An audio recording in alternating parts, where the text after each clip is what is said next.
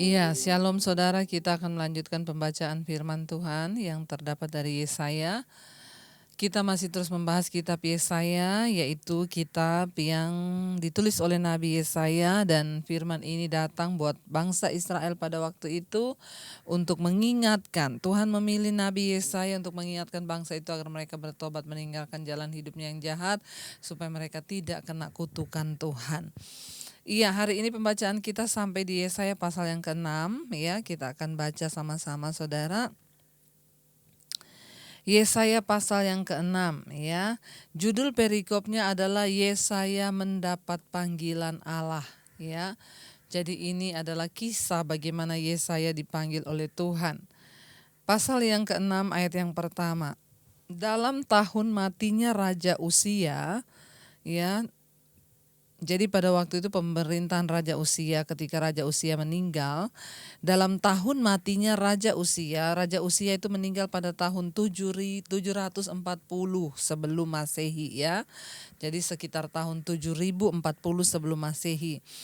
Dalam tahun matinya Raja Uzia, aku melihat Tuhan duduk di atas tahta yang tinggi dan menjulang, dan ujung jubahnya memenuhi bait suci.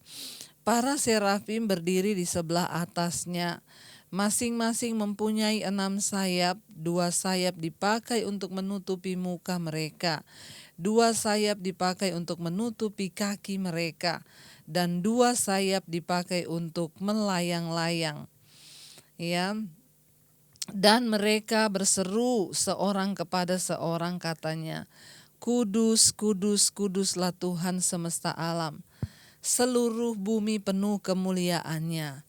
Ayat yang keempat, maka bergoyanglah alas ambang pintu disebabkan suara orang yang berseru itu, dan rumah itu pun penuhlah dengan asap. Ya, jadi ini Yesaya menceritakan ketika ia dipanggil oleh Tuhan. Tahta para serafim atau malaikat, ya serafim itu malaikat Tuhan saudara ya.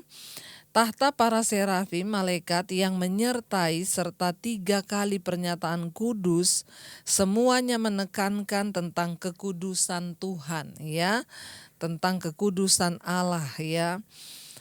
Serafim adalah malaikat yang namanya berasal dari kata yang berarti membakar. Jadi serafim itu artinya membakar ya saudara. Mungkin menunjuk kepada kesucian mereka sebagai pelayan Tuhan, pelayan Allah. Ya, jadi mungkin ini merujuk kepada pengertian tentang kesucian ya, serafim itu sebagai pelayannya Allah. Dalam masa ketika kemerosotan moral dan spiritual memuncak ya, penting bagi Yesaya untuk melihat Tuhan dalam kekudusannya. Jadi saudara, tidak semua orang mendapat penglihatan seperti ini. Hanya orang yang dipilih oleh Tuhan. Beberapa waktu lalu ada orang yang WA ke saya, Ibu, saya tiap hari berdoa puasa. Saya ingin melihat Tuhan, Bu. Seperti yang yang sering disaksikan oleh hamba-hamba Tuhan yang ketemu Tuhan itu, saya juga kepengen. Ya saudara, boleh-boleh saja kita punya kerinduan ketemu Tuhan seperti orang-orang atau seperti Yesaya begini. Tapi hati-hati ya, karena iblis juga sekarang bisa menyamar menjadi malaikat terang. Dulu pernah ada kesaksian seorang hamba Tuhan, dia doa puasa untuk bisa ketemu Tuhan Yesus. Doa puasa sampai berhari-hari. Ya, ketika dia sudah mulai lemes, dia berdoa, dia masuk ke dalam dimensi atau dunia roh. Lalu tiba-tiba ada seorang kakek tua ya yang berjanggut putih datang kepada dia. Lalu kakek itu menawarkan, kalau kamu ya pengen sakti, kamu pengen kekayaan, apa aja yang kamu minta silahkan, aku akan memberikan. Tapi satu syaratnya, jangan mempercayai Yesus sebagai Tuhan. Serahkan hidupmu kepadaku. Itu ketika dia berpuasa sudah berapa hari saudara ya, lalu dia masuk dalam dimensi yang lain, dia masuk ke alam roh ya, dan ketika dia masuk ke alam roh itu didatangi Lalu ya dia disuruh menyangkal Yesus, tapi dia nggak mau. Tiba-tiba kakek itu berubah menjadi ular, dan ular itu mau masuk ke dalam kepalanya, saudara. Dia memberontak, akhirnya dia kerasukan. Ya, waktu dia kerasukan, akhirnya didoakan sama pendeta. Jadi saudara, ya ketika kita mau sesuatu yang kayak begitu, hati-hati saja. Kalau saya sih lebih kepada ya mari kita berdoa supaya kita ini punya buah roh. Kita ini hidupnya diubahkan. Ya kita ini lebih mengejar pada karakter-karakter yang dikuduskan oleh Tuhan ketimbang pengen dapat yang aneh-aneh begini ya. Bisa saudara, tapi kan Tuhan memberikan kepada siapa yang dia mau pilih. Pada waktu itu ya bangsa itu mengalami kemerosotan moral yang memuncak. Ya, kemerosotan spiritual, mereka mulai menyembah dewa-dewa, mereka mulai hidup dalam kenajisan, persinahan. Jadi penting untuk Yesaya melihat penglihatan ini supaya dia benar-benar yakin dan memang itu untuk keselamatan bangsa. Tapi kalau kita cuma pengen melihat Tuhan karena kepengen-pengenan atau cuma pengen apa-apa, ada juga orang yang bilang saya doa puasa Bu, supaya apa? Supaya saya bisa membangkitkan orang mati. Ngapain? Ya rempong amat saudara ya. Puasa itu supaya hidup kita nih berubah. Nggak usah yang aneh-aneh. Karunia itu Tuhan berikan kepada siapa yang dia mau berikan.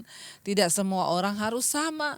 Lebih baik puasa supaya karaktermu berubah. Ya, supaya kita ini diubahkan Tuhan menjadi seperti yang Tuhan mau. Jadi pada waktu itu karena bangsa itu mengalami kemerosotan rohani ya yang benar-benar memuncak saudara.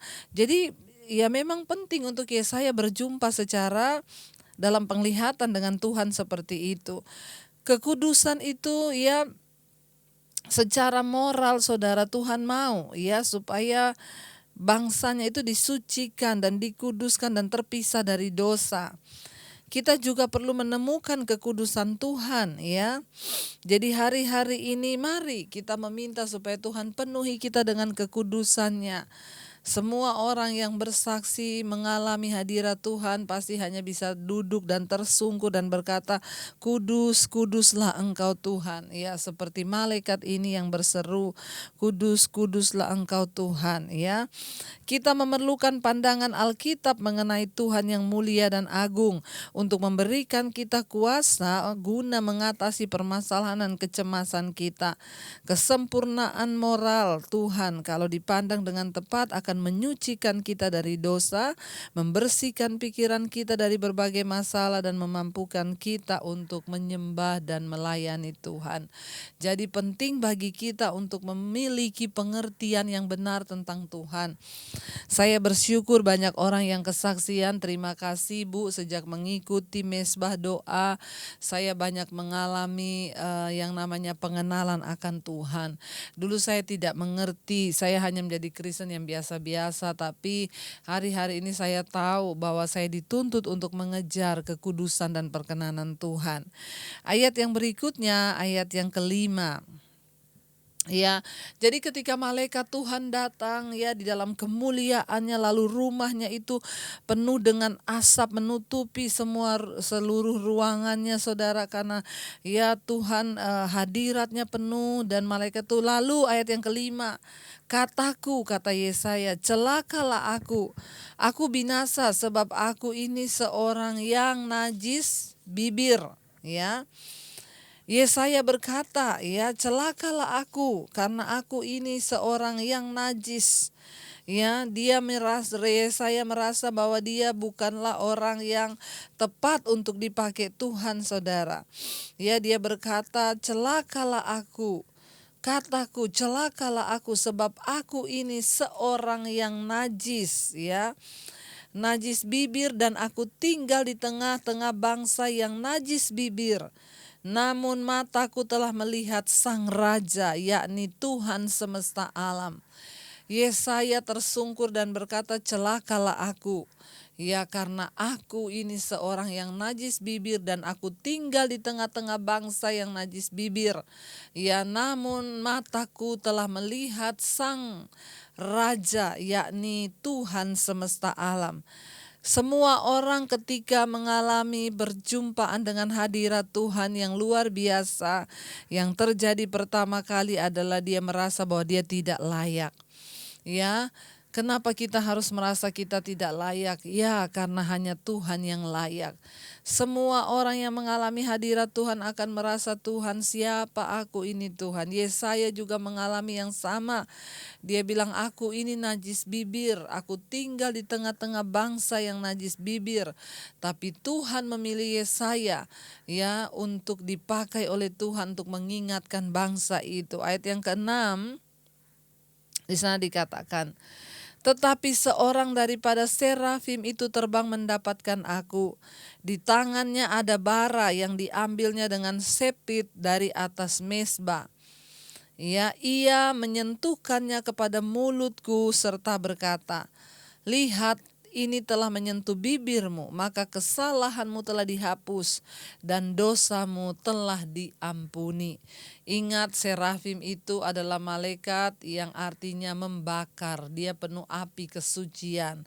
Makanya ketika Yesaya menyadari bahwa malaikat itu datang, Tuhan hadir, hadiratnya memenuhi rumah itu, lalu Yesaya menyadari bahwa aku ini seorang najis bibir, tinggal di tengah bangsa yang juga najis bibir, tapi mataku telah melihat Tuhan. Lalu malaikat itu tahu kalau Yesaya merasa dia orang berdosa yang tidak layak dengan mulut dan bibirnya, dengan ucapan mulutnya mungkin selama ini.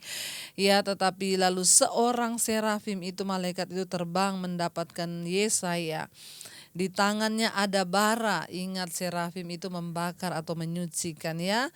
Lalu diambilnya dengan sepit dia bara dari atas mezbah, lalu disentuhkan ke mulutnya Yesaya. Lalu malaikat itu berkata, lihat, ini telah menyentuh bibirmu, maka kesalahanmu telah dihapus dan dosamu telah diampuni. Saudara, ya, semua dosa di hadapan Tuhan ya itu harus kita akui supaya kita mendapat pengampunan dari Tuhan ya. Semua dosa yang dilakukan ya, ketika kita mau menghadap Tuhan harus kita akui supaya Tuhan mengampuni, apalagi ketika kita mau dipakai Tuhan. Setelah Tuhan dan mendengarkan ya, setelah memandang Tuhan dan mendengar pujian malaikat, Yesaya itu akhirnya ya menyadari bahwa dia adalah seorang yang berdosa di hadapan Tuhan. Kita pun semua adalah orang yang berdosa di hadapan Tuhan, tapi mari kita mau selalu ya menyadari itu bahwa kita tidak sempurna, bahwa kita ini ya dibenarkan karena anugerah, tapi jangan terus hidup di dalam dosa. Kita mau terus dibenarkan ya. Lalu Yesaya mengakui itu di hadapan Tuhan ya. Yesaya sadar bahwa tanpa harapan untuk bisa memenuhi standar kekudusan Tuhan, ya, bahwa dia harus mencapai standar kekudusan Tuhan, makanya dia mengakui dosanya. Akan tetapi pada saat bibir Yesaya disentuh dengan bara api yang menyala, ya, dia diberitahu bahwa dosanya diampuni oleh Tuhan. Alkitab berkata Tuhan itu Tuhan yang mengampuni dosa kita ketika kita mau datang minta ampun. Ya, bukanlah bara itu yang membersihkan dia, melainkan Tuhan. Ya, kenapa Tuhan mengampuni dia dan kenapa malaikat itu mengambil bara, mengambil api untuk menyucikan dia, saudara.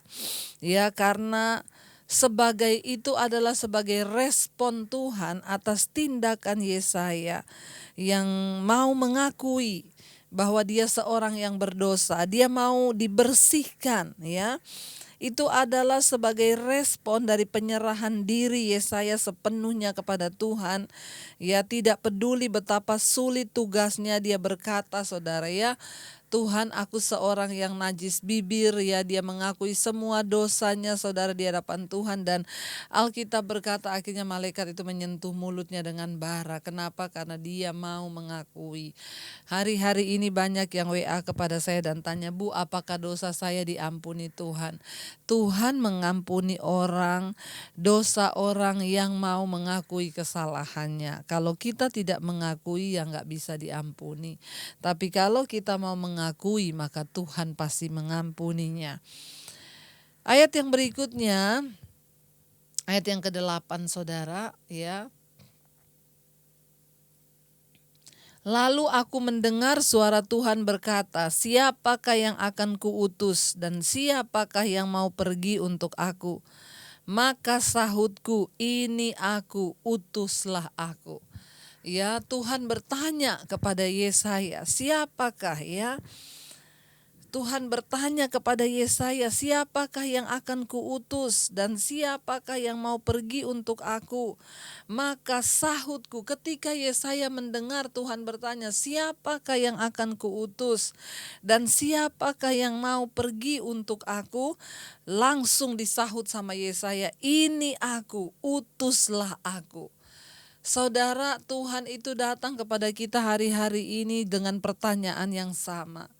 Siapakah yang akan pergi dan siapakah yang kuutus? Setiap kita mendapat panggilan yang berbeda-beda.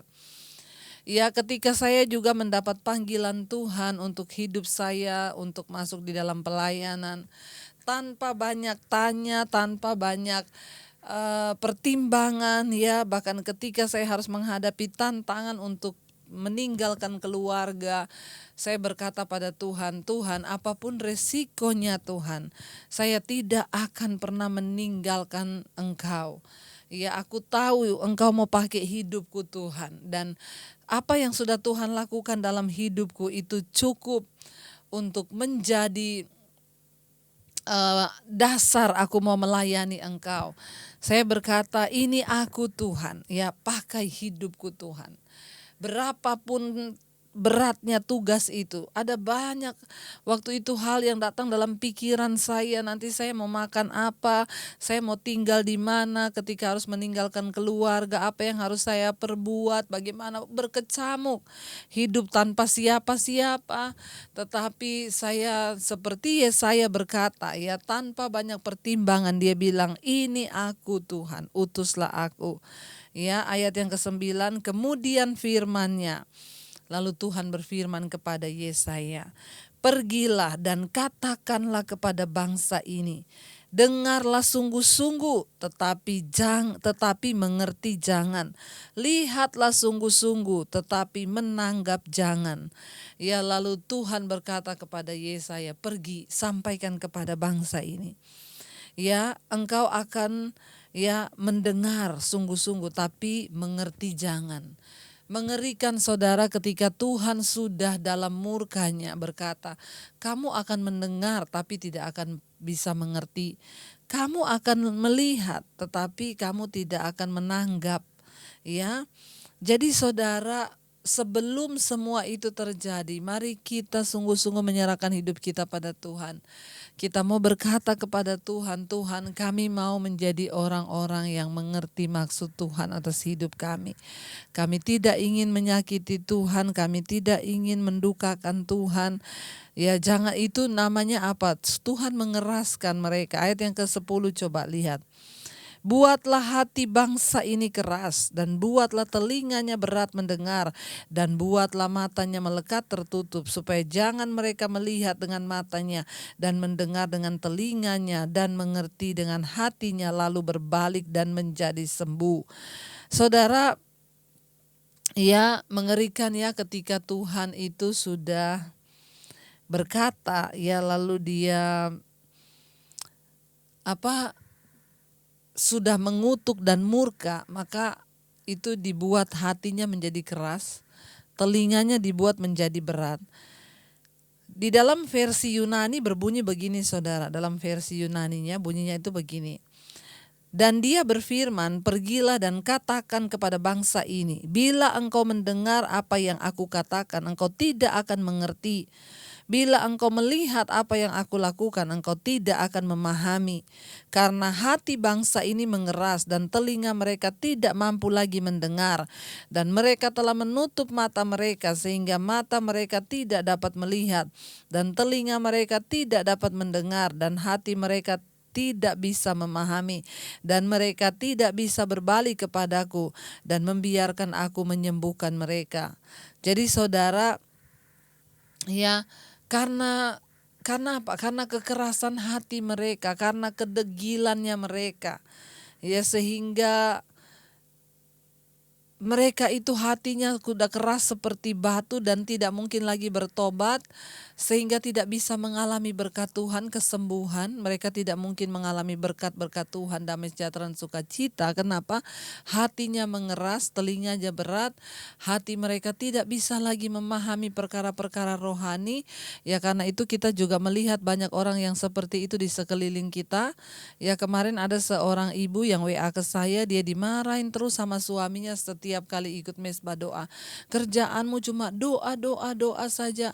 Ya, makan itu doa, makan itu firman. Jadi saya tanya, Bu, apakah suami ibu bukan orang Kristen? Orang Kristen, Bu. Ya, lah orang-orang seperti ini, Saudara. Ya, lama-lama kalau mereka membiarkan terus diri mereka begitu, ya hatinya jadi keras, telinganya itu jadi berat. Mereka tidak akan mungkin lagi menerima kasih karunia untuk bisa mengerti firman Tuhan dan bertobat supaya disembuhkan Tuhan. Ya, lalu ayat yang ke-11 berkata, kemudian aku bertanya, saya bertanya, sampai berapa lama ya Tuhan? Lalu jawabnya, sampai kota-kota telah lengang, sunyi sepi, tidak ada lagi yang mendiami, dan di rumah-rumah tidak ada lagi manusia, dan tanahnya menjadi sunyi dan sepi. Ya, saya tanya, sampai kapan mereka ini akan menjadi bangsa yang keras hati sehingga mereka tidak bisa bertobat? Tuhan bilang sampai murka Tuhan selesai, ya sampai kota-kota lengang, sepi dan tidak ada lagi yang mendiami dan rumah-rumah tidak ada lagi manusianya. Artinya apa? Semuanya akan mati dalam murka Tuhan. Saudara, ayat 12, Tuhan akan menyingkirkan manusia jauh-jauh sehingga hampir seluruh negeri menjadi kosong. Ya, jangan sampai itu terjadi. Mari kita kembali bertobat pada Tuhan. Ingat, hidup kita ini ada di bawah kuasa Tuhan sepenuhnya. Ayat yang ke-13, ayat yang terakhir. Ya, dan jika di situ masih tinggal 1/10 dari mereka, mereka harus sekali lagi ditimpa kebinasaan. Namun keadaannya akan seperti pohon beringin dan pohon jawi-jawi yang tunggulnya tinggal berdiri pada waktu ditebang, dan dari tunggul itulah akan keluar tunas yang kudus. Ya, Saudara, jangan sampai kita mengalami seperti apa yang dituliskan di sini.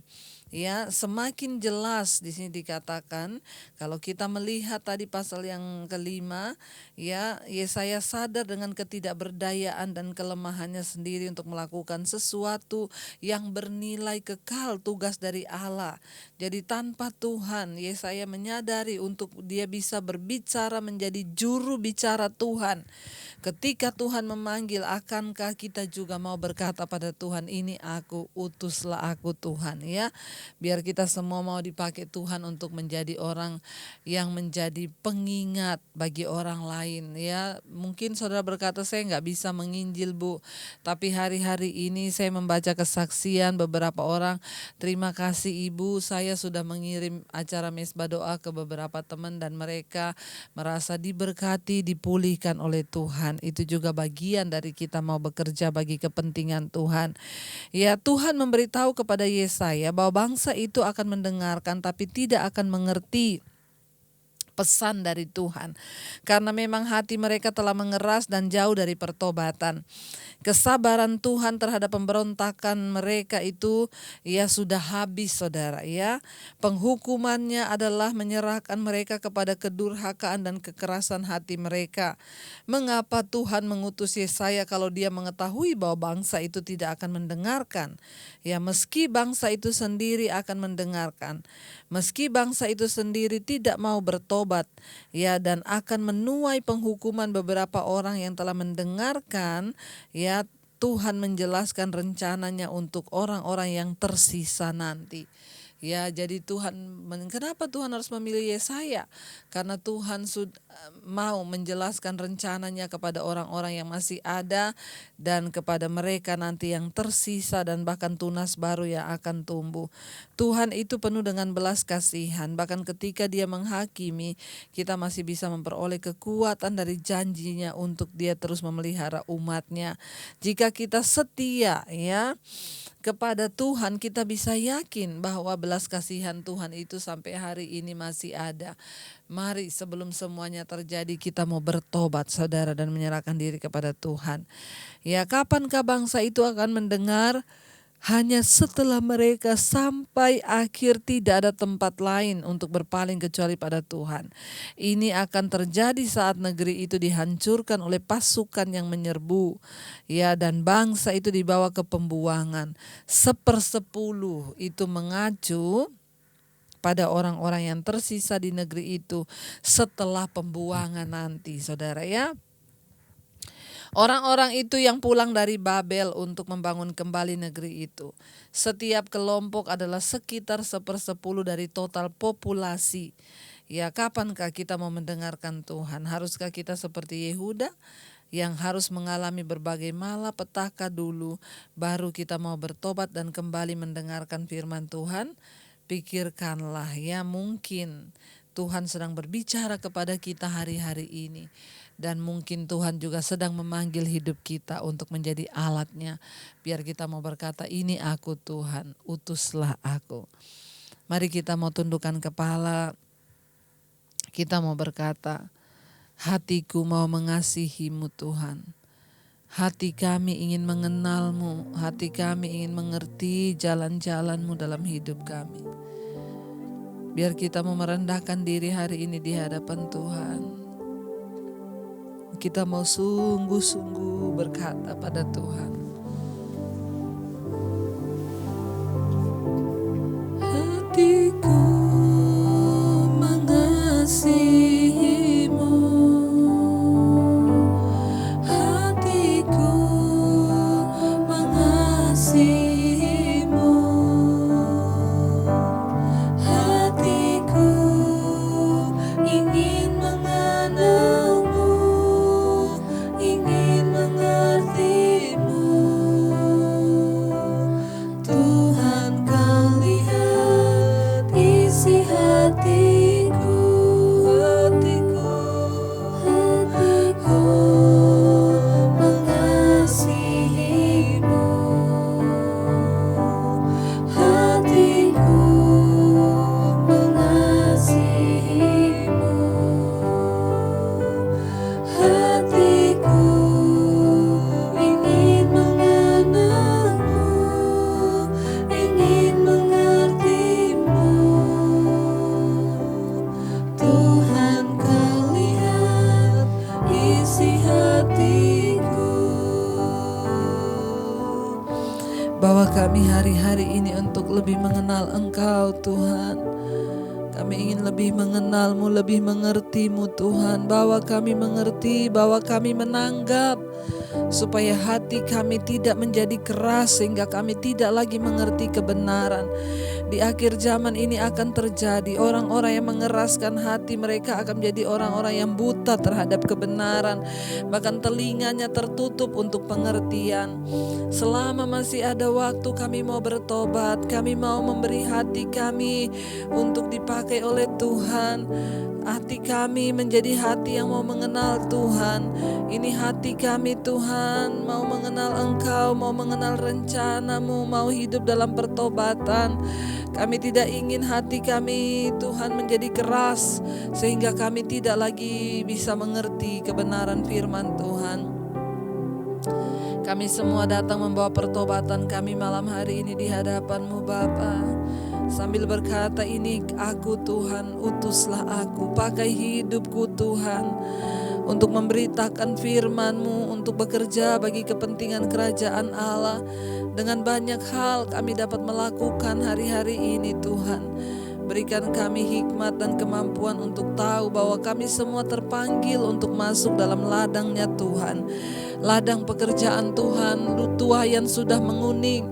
Apapun yang kami lakukan, sekecil apapun itu, kami tahu ketika kami mau rela dipakai Tuhan, itu artinya Tuhan, kami akan menjadi alat di tangan-Mu Bapa. Mungkin lewat kami men-share setiap khotbah, kami men-share firman Tuhan, kami men-share mesbah doa, itu juga bagian dari kami mau dipakai Tuhan untuk memenangkan jiwa-jiwa Bapa.